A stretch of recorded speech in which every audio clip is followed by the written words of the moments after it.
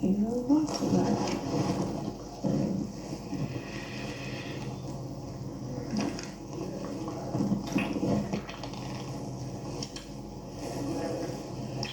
No, you're not gonna do that. Yeah, that she got me. Someone was like, where do you think she got the money from? She doesn't work to buy all these clothes and all the hair and everything. Hey! And I was like, I didn't get to sugar baby or vibes of her. She's like, look here. They said that she's not just sugar baby and her boyfriend is like some old big shot like that.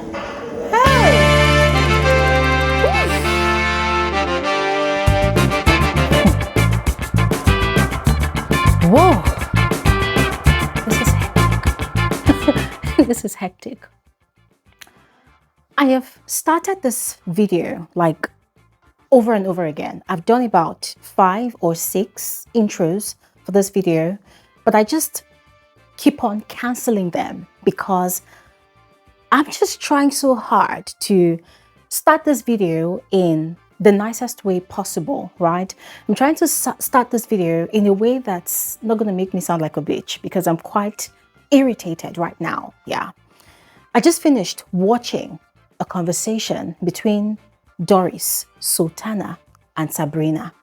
In fact, even before their conversation, there was a pre-conversation with Sultana, Koyin, Dabroskid, and Zita, yeah, where they said the most demeaning things about Mide and a bit about Dede.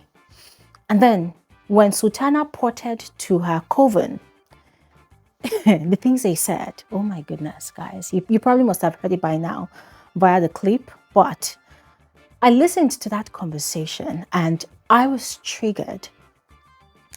Guys, I was triggered. I was triggered because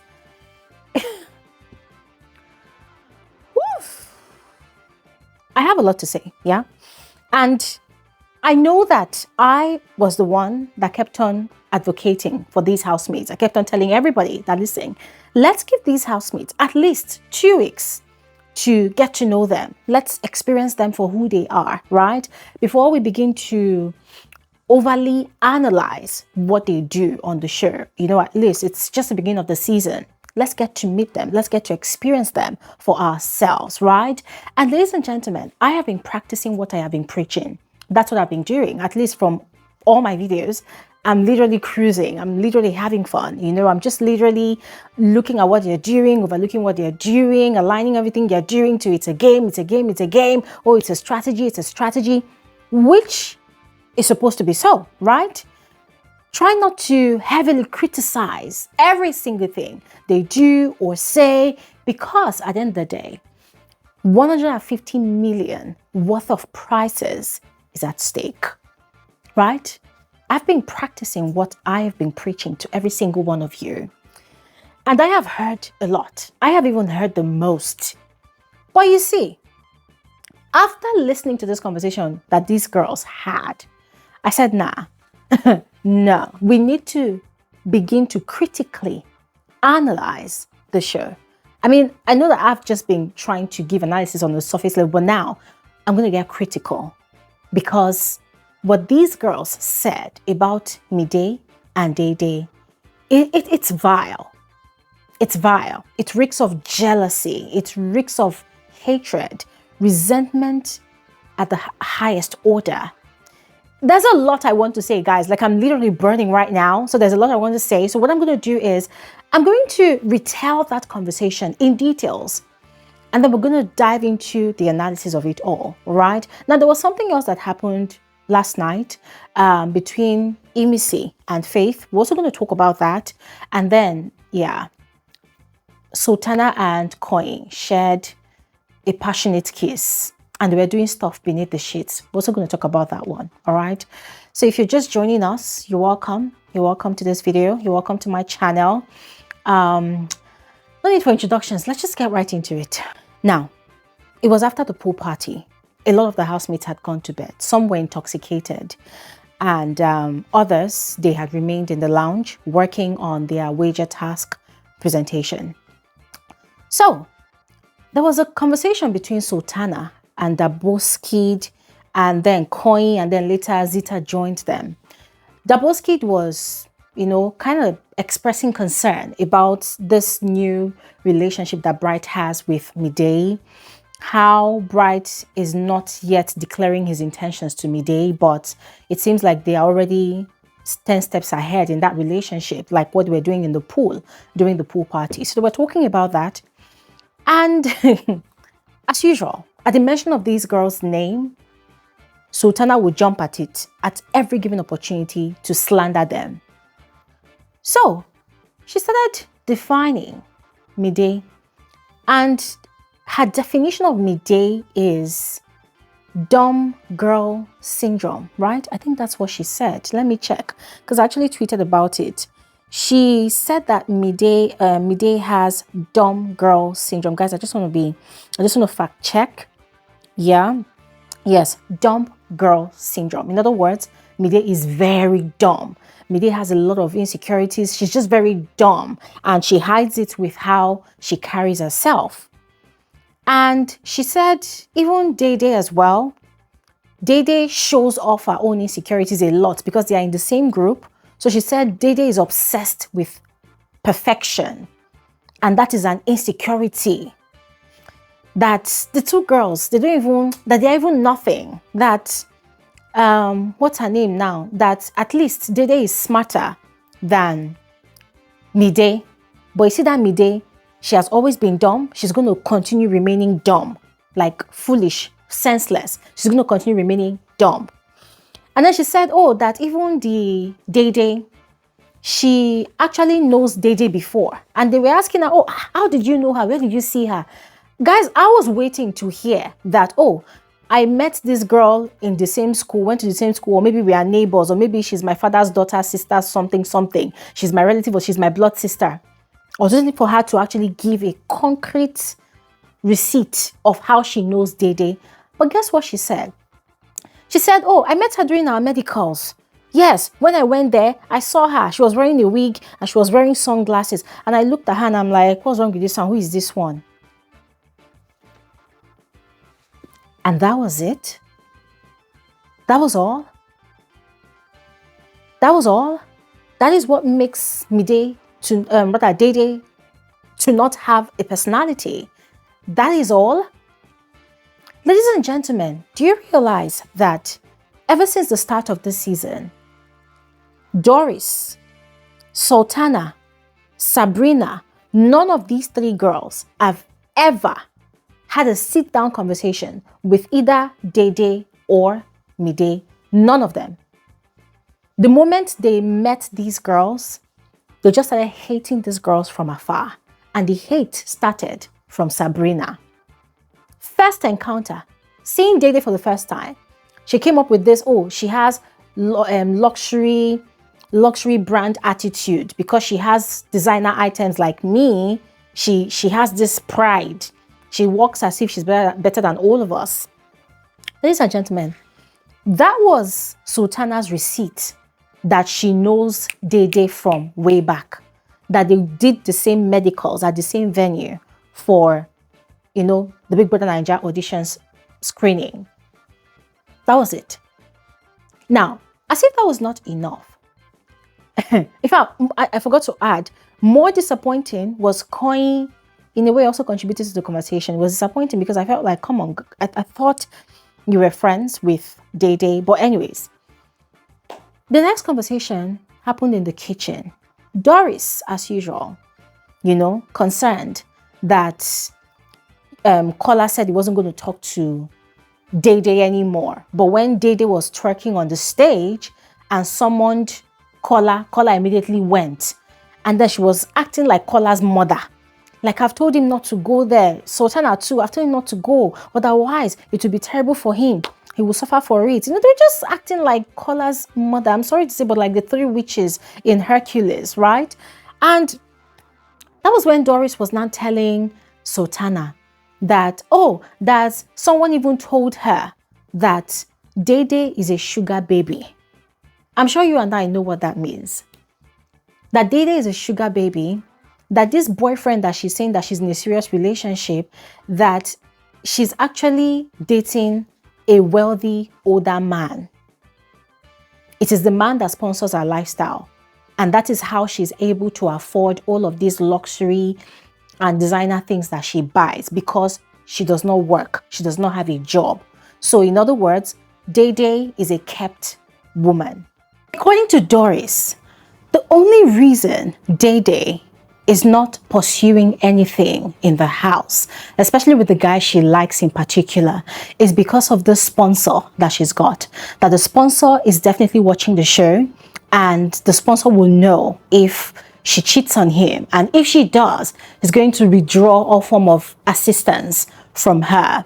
So for now, she's just in the house doing what she has to do to be able to stand on her own 2 feet. And by the time she comes out, she'll be able to, you know, have like 1 or 2 with Jason J. Now, at that point, Doris was saying that, oh, by now, Jason and Dede, they should have at least had sex. You know, they should have talked about it. And Sultana was like, oh, by God. She even called the name of God. She said, by God, they have discussed it. They have had a conversation about it. And the plan is that when they go out of the house, they will hook up and they will do it. But for now, you know, she has not been able to stand on her own 2 feet yet. So she cannot really do anything. And then the 3 of them were saying that, Dede really likes Jason J a lot. That last week during the Saturday night party, they caught both of them staring at each other for a long time. And then last night during the pool party, the same thing happened. And guys, I was kind of lost at that point, because I'm thinking, I don't understand, is it the same show we're watching? I mean, I understand that the camera does not show us everything about a particular housemate at a particular point in time, right? The camera moves from place to place. But still, if it is these same parties that we watched, ladies and gentlemen, these people were dancing in their own different worlds. They were dancing apart. Jason J last week Saturday was sweating like a Christmas goat. He was dancing with other girls. At some point, he and Sultana, they locked eyes in the middle of the dance floor.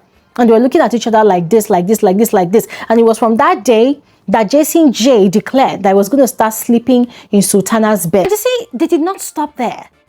Sultana went on a mini rant spree, talking about how fake Jason, you know, even though he likes Dede, has been coming to sleep in his bed. That he told her that he loves cuddling with her. That every night he's trying to touch her breast. That, oh, he has even been touching her boobs. That the night before, I think that was Wednesday night, that he was fondling her boobies. And, you know, the way she was saying it, I'm like, thank God that she's not accusing him of touching her without her consent, because that would have been a disaster. So she was going on and on that, oh, she has declared to him that he can no longer be coming to her bed, because how can you be spending the whole day with your girlfriend and then at night you want to come and cuddle with me and be fondling my boobies? That it can never ever happen again. So they went on and on and on, you know, saying all of those things they were saying. And guys, I was just looking at these 3 girls and I was ashamed on their behalf, because at that point in time, I just could not decide if that was their strategy at play or if it was just plain hatred for these girls. If it was just plain jealousy of these girls. Because when you think about it, you ask yourself, where's the strategy in all of this? Where is the strategy in all of this? Okay, fine, you want to be labeled the gossips of the season to buy longevity in the game. But the question is it going to help you win the money? Is it? Which winner in any Big Brother season have we ever seen that has played the role of a malicious gossip, bringing down and tearing down the reputations of fellow housemates, and then people vote for them to win? Which winner? Which past winner? Because it was just so distasteful. And it was all the more so because when you look at the profiles of the girls involved, Sabrina, a high flyer, you know, of all of her achievements, how she brags about how proud and confident she is.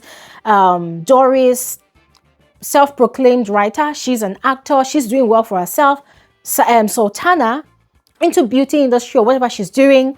when you look at the profiles of these girls, it makes you wonder, of all these things you have, is this what can come out of you? This level of toxicity that can come out of you? Because it just did not make sense. It just did not make sense. Slut shaming Dede on live TV. On live TV. Because Doris, I don't know if I mentioned this before, but Doris said that it was actually Sabrina that told her all of those things. And it made me wonder, Sabrina, how? How? You say you're a multinational. You live in Europe. You live in Canada. You come to Nigeria once in a while. It's just recently that you came down because of the show. How? I mean, do you follow Dede for her appointments? Or you are there in the room when she's getting serviced and paid? And guys, you know the most painful part of this whole thing? It's the fact that none of these girls have ever had a sit-down conversation with Dede. None of them. None of them has ever had a sit-down conversation with Mide as well. Yes. Because if they have, they would have learned from these girls, especially Dede, that she's from a comfortable home. Dede said it, that she's from a comfortable family. She's surrounded by love. And so she does not seek external validation because she has a family that loves her to bits. They give her all of her needs. She has a committed relationship. That is, if that is true. But from all what she has said and described, it completely explains why she does not allow herself to be needy of other people or to be dependent on other people's validation. And that is what these girls are angry about.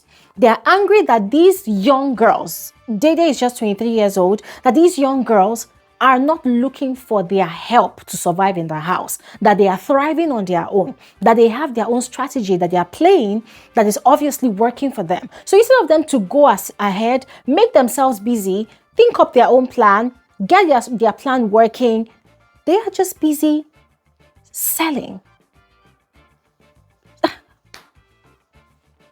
It's insane, ladies and gentlemen. It's really insane. And also, it makes me wonder, why are they making this season about Dede? Because if you think about it, everybody in the house has one thing or the other to say about Dede, and then a few of them also has things to say about Mide, but mostly it's about Dede. Why are they making this season about Dede? I don't understand. Are they not also competitors in this competition? Because now it's looking like they escorted Dede to the house. Like Dede is the one that came on the mission to win the money, and so she's doing what she wants to do to win the money. So the other ones, they're escorts. They escorted Dede, so they're always behind. That is why they're always talking about Dede, because Dede is always in front. So whatever Dede is doing, they are seeing it and they are talking about it behind, whispering behind. And Dede is in front. She keeps on looking forward. She cannot see them. She can hear them though, but she cannot see them, and she does not really give two thoughts about them. How pathetic. And then ultimately, why this thing really provoked me as I was watching that conversation happen, it's the fact that these girls, they know the kind of society we live in. They know that in this society, the moment a woman is slut-shamed, most of the time, it sticks. It becomes like the stench of a raccoon's fart. You know, when a raccoon farts on something or someone, that stench is so heavy, it is so bad, it's so suffocating that it could take forever to remove that smell. So in this society here, you slut shame a woman, you call a woman a side chick, what they call it, a sugar baby, a woman who depends on married men to survive for their source of livelihood. It sticks. That is how society will begin to view those people. Except they are doing something different or they are proving themselves one way or the other. It means you now have to work extra hard to clear your name, to prove to the whole society that, oh yes, look at me, I'm a hardworking woman, I'm independent, or I am dependent, or what. You have to now begin to overwork, overstress yourself, overcompensate to clean your name, to clear your image. Or because you came to a reality TV show. It's so sad, really sad, and really pathetic. Because I'm going to be frank with all of you, right? Ever since the very first day of this season, whenever the housemates do anything, I'll say, oh, they are playing their game. Let's experience them for ourselves. But at this point, I don't even know anymore if this slut shaming is part of the game that these girls are playing. If the slut shaming is part of the strategy. Because guess what? The same Sultana that was heavily contributing to the slut shaming of Dede and also even Mide, guess what? She and Koyin, 21-year-old Koyin, they were locked in a passionate kiss, in a very, very deep and passionate kiss in the dressing area. And they had the duvet covering their, from chest downwards. And I am so, God bless whoever was on duty, the camera crew that was on duty. The cameras was literally focused on the movement beneath the sheet. You could tell that something was going on. And it made me realize that, for real, these girls, especially Sultana, they just want to be picked. They are pick-me's. They just want to be picked. They just want to be seen. They just want to be chosen, to make them feel like, okay, yes, we're just as good as Dede. Because it seems like the way different guys are chasing Dede in the house, they don't like it. They find it offensive. For them, they're wondering, oh, what's this one? This one that has no depth. This one that is just shallow. This one that does not have sense. This one that is dumb. Oh, and the finest guys in the house, somehow, they're the ones chasing those girls. So it's really driving them nuts. It's pissing them off. They're really mad about it. And because of that, instead of them to face the guys, no, it is the girls that they are going to transfer all of their hatred and resentment towards. Why? Oh, because they got to be chased and they are here waiting to be picked. Doris is still pissed and vindictive towards Dede because Kola did not pick her. She's still mad at Dede. She's not mad at Kola. Kola that, in her own words, played with her mind and led her on. She's not mad at Kola. No, it is Dede. And I'm looking at these three of them and they just look like all these women-centered women. Or rather, men-centered women. Let me not get it wrong. They look like and they act like and they sound like men-centered women. So ladies and gentlemen, I really want to stop talking here because this whole thing is just really annoying. I mean, if you had watched that conversation for yourself and you had seen the excitement with which they were using to spread this malicious gossip, you would have been so pissed.